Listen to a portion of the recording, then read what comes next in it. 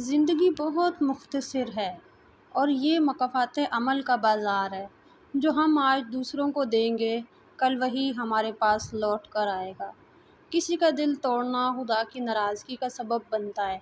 दानिशमंदी और इंसानियत इसी में है कि हम दूसरों की खुशियों का सबब बने, ना कि इनके आंसुओं की वजह।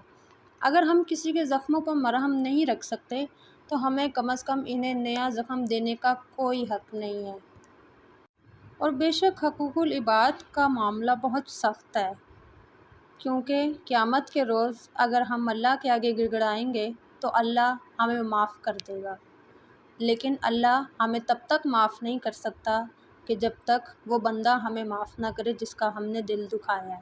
खुदा कहेगा, जाओ पहले उस बंदे से माफ़ी मांगो, अगर वो तुम्हें माफ़ कर दे तो मैं भी तुम्हें माफ़ कर दूँगा।